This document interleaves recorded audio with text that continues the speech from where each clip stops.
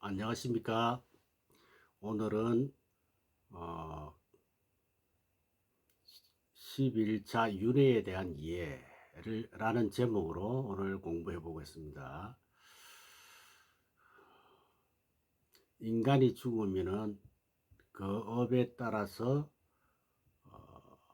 육도의 세상에 가서 생사를 거듭한다 하는 그런 불교 교리죠. 이 윤회라는 것은 부처님 당시 그 인도의 힌두교 교리하고 거의 비슷하다 이렇게 이해를 하시면 되겠습니다. 생명이 있는 것은 6가지의 세상에 번갈아 태어나고 또 죽어간다는 거, 이게 육도윤회다 이렇게 말하죠. 육도라는 것은 지옥, 악의, 축생, 수라, 인천 이렇게 6가지 길을 말하는 것입니다. 이제 육도에 대해서 좀 살펴본다면 어, 첫째 지옥도죠. 지옥 악이 축생할 때 지옥도인데 가장 심한 세상, 고통이 가장 심한 세상이죠. 지옥에 태어난 이들은 대체적으로 심한 육체적 고통을 받습니다. 불교에서는 무려 136가지나 되는 지옥이 있다고 그래요. 이제 주로 이제 10대 지옥을 우리 불교에서 뭡니까 벽화라 이런 데서 소개를 많이 하는데, 이 불교 지옥은 아주 잔혹하기 그지가 없죠. 그지 없어요. 몇 가지 지옥에 대해서 좀 간단하게만 소개 드린다면, 뭐 다 그 지장경에 나오죠. 화탕지옥, 뭐 발설지옥, 뭐 이렇게 쭉 있는데, 화탕지옥은 보통 중생을 죽이거나 생물의 위해를 가하거나 하는 그런 지옥, 자들에 대한 지옥이죠. 이런 자들은 펄펄 끓는 가마솥에 그 산채로 집어넣는다. 이렇게 이야기하고 있습니다. 그 다음 발설지역, 말 그대로 생전에 말을 잘못해가지고 말을 통해서 지은 죄값을 치르는 지옥이죠. 어떻게 하느냐? 혀를 길게 뽑아내고 그 위에, 혀 위에 소가 밭을 가는 그런 무시무시한 지옥이죠. 그 다음에 금수지옥은 불효, 불경, 무자비한 죄, 이런 죄를 지으면 가는 곳인데, 새꼬챙이로 그 죄인을 그냥 꽂아가지고 심판하는 그런 잔혹한 지옥이다. 그 다음에 독사지옥, 독사지옥. 살아 생전에 강력 범죄를 저지른 자들이 떨어지는 지옥인데, 그곳에는 독사들이 있는 곳에 그 독사들이 있는 구렁텅이에 빠뜨린다는 것이죠. 그래서 그 속에 빠진 중생들 자기들끼리 다투다가 결국 독사에게 물리는 그런 지옥이죠. 그 다음에 허감지옥. 이곳은 빛도 소리도 없는 그 사방이 새카만 지옥이요. 그런 곳에 죄인들은 아무것도 보지도 못하고 아무것도 듣지도 못해. 그러니까 결론적으로 정신이 붕괴되는 그런 지옥이죠. 그 다음 도산지옥. 남에게 베풀지 않거나 인색하게 삶을 산 자가 가는 지옥인데, 가시로 뒤덮인 산에 올라가야 돼. 그냥 걸어서 올라만 가면 한 발자국 디디면 바로 가시에 찔리는 것이죠. 이런 과정에서 죄인들은 몸에 수많은 가시가 찔린다. 이런 이야기입니다. 그 다음 거해지옥. 살아생전에 남을 속인 사기꾼들에게 가는 지옥이죠. 거대한 톱으로 몸을 잘라버리죠. 톱으로. 그런 형벌을 받는 것이다. 이 뭐 등등 해서 많은 지옥이 있죠. 불교에서는. 대체적으로 몇 가지만 제가 소개를 드리고요. 지옥도, 그 다음에 두 번째, 아귀도야, 아귀도. 지옥보다는 육체적 고통은 좀 덜 받지만, 반면에 굶주린 고통을 심하게 받죠. 이 아기라는 것이 배는 큰데 목은 조그만 하잖아요. 그죠? 이게 목구멍으로 배는 고픈데 음식이 못 내려가는 거죠. 많이 못 내려간다는 거죠. 그 좁은 목을 통해서. 그런 걸 이제 비유해서 이제 설명을 하기도 합니다.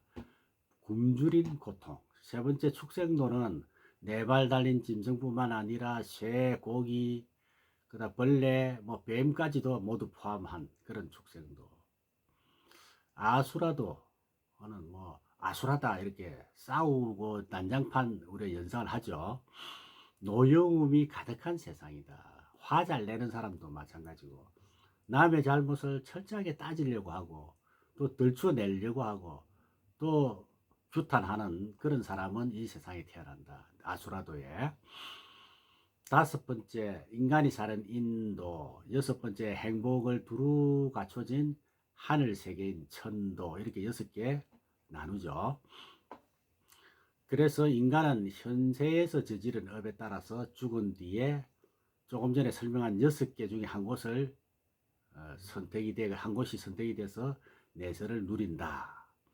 그리고 그 내세에서도 또 사는 동안에 또 저지른 업에 따라서 내 내세에 또 태어나는 그런 윤회를 계속한다. 이런 이야기가 윤회의 의미입니다.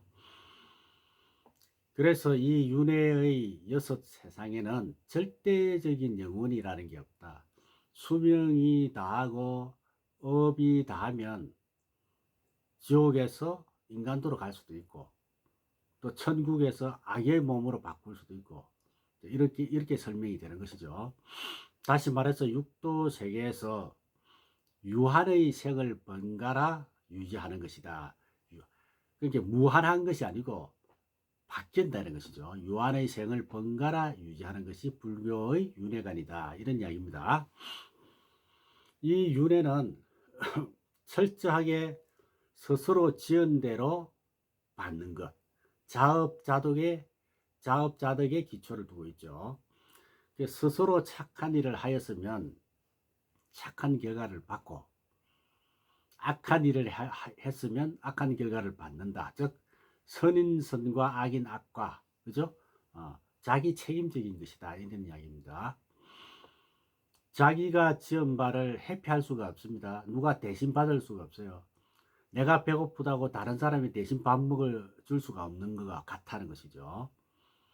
오직 자기가 지은 업의 결과에 따라서 다른 세계로 나아가거나 더 못하거나 이런 것만 가능하다. 그래서 언제나 새로운 세계를 창조할 수 있는 자율적인 의지와 실천이 강조되는 것이죠. 네가 좋은 곳에 살고 싶으면 거기에 맞게 업을 지어라. 이런 이야기죠. 자, 이러한 윤회는 윤리 도덕적인 측면, 즉 권선징악적인 차원에서 특히 이제 강조되어 왔습니다. 이것은 어떤 신앙적인 측면에서 하는 얘기예요. 특히 우리나라에 보면은 고전 소설 그 흥보전이나 심청전이 좋은 사례죠. 권선 징악적인 차원, 그걸 이제 강조를 많이 해왔습니다. 신앙적인 측면에서.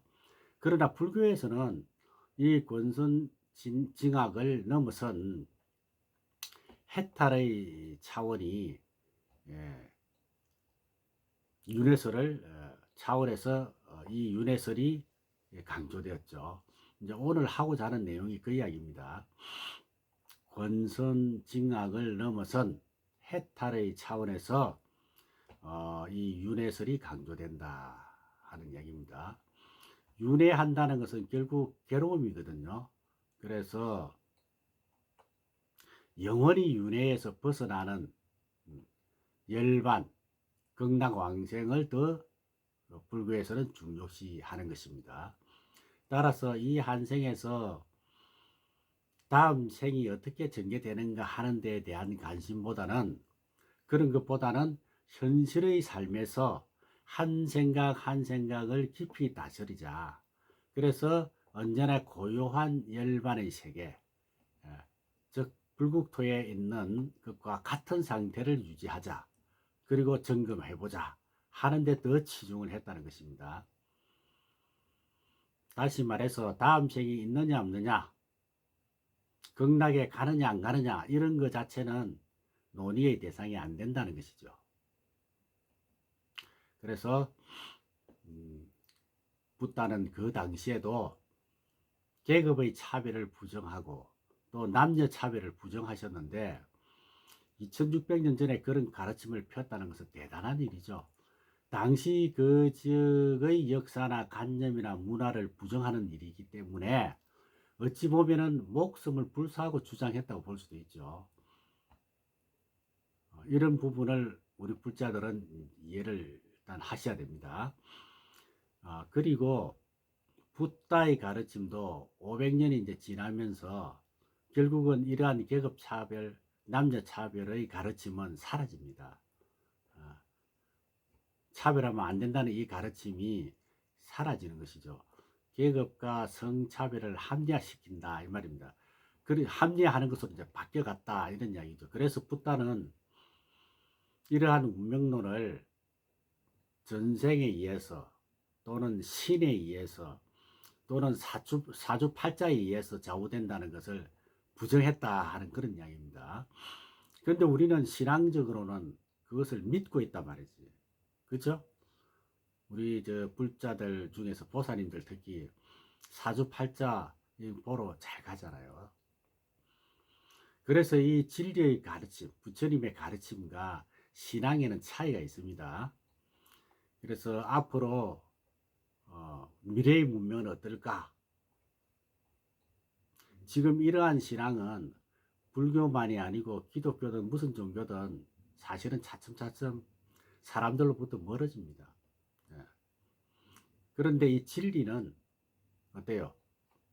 정말 인간을 괴로움으로부터 벗어나게 해주기 때문에 옛날에는 배고플 때 밥 주고 헐벗을 때 옷 주고 가난했을 때 복 주는 것이 우리 요구의 본질이었지만 지금은 먹고 입고 자는 게 다 어느 정도 되기 때문에 옛날 사람이 볼 때는 천국이에요. 사실은 지금 우리가 사는 것이. 그럼에도 불구하고 이런 시대에 왔는데도 불구하고 이렇게 잘 사는데도 불구하고 우리의 고뇌는 사라지지가 않아. 사라지기는커녕 줄어지지도 않죠. 자, 이것의 해결책이 뭐냐? 이것의 해결책은 부처님 가르침밖에 없다 이야기예요. 부처님의 가르침은 불교인에게만 해당되는 게 아니라 모든 사람에게 다 해당이 되는 것입니다. 부처님의 가르침은 종교를 넘어서서 전 인류에게 다 적용이 된다는 것이죠. 자, 이 가르침은 환경 문제를 해결하는데도 인간의 빈곤을 해결하는데도 인간의 차별을 해결하는데도 인권을 옹호하는데도 개인의 행복을 추구하는데도 이 부처님 가르침은 보편적으로 적용이 된다는 것이죠. 이것은 그 불자들에게 전통적인 신앙을 버리라는 게 아니라 전통적인 신앙을 갖고 있다 하더라도 부처님의 가르침인 진리 탐구는 진리 탐구하는 것에 더 무게를 두라. 더 무게를 둬야 한다. 이런 이야기입니다. 그래서 어떤 상황에 처하든 괴로움 없이 살아가는 그런 삶으로 나아갔으면 좋겠다. 이런 이야기죠. 그래서 자기가 믿는 종교, 자기가 믿는 종교적인 믿음과 조금 다르다고 마음 상해할 필요가 없어요. 믿음은 자유잖아요. 그죠? 그래서 지금 믿음에 대한 언급이 아니라 진실이 어떠냐 하는 것을 말씀을 드리는 것입니다. 그래서 오늘 윤회에 대해서 공부를 하고 있는데 지금까지 우리가 이해한 윤회는 육도 윤회는 신앙적인 측면이 많았다 이런 이야기를 드리면서 다시 말하면 우리가 이해하는 윤회 육도 윤회는 신앙적인 측면에서 선인선과 악인 악과를 가르쳐 주었다 이야기죠. 그 반면에 진리를 또 우리가 벗어날 수는 없다. 전생과 내생의 개념이 정립돼야 된다. 정립이 필요하다는 이런 이야기입니다. 진리의 측면에서는 괴로움에서 벗어나는 것은 부처님의 가르침 속에 해답이 있다. 이렇게 이해를 해 주셔야 됩니다. 자, 오늘은 신앙적인 측면에서 생각하는 부분과 부처님의 가르침인 진리를 탐구하는 쪽에 무게를 두어야 된다는 부분과 크게 두 부분으로 나누어서 설명을 드렸습니다. 오늘은 윤회에 대한 수업을 했는데 여러분들 뭐 윤회에 대해서 어느 정도 이해가 되시는지요? 오늘 수업 여기서 마치겠습니다. 다음 13일 차에는 37 보리분법에 대해서 알아보도록 하겠습니다. 여러분 수고 많이 하셨습니다. 승부하십시오.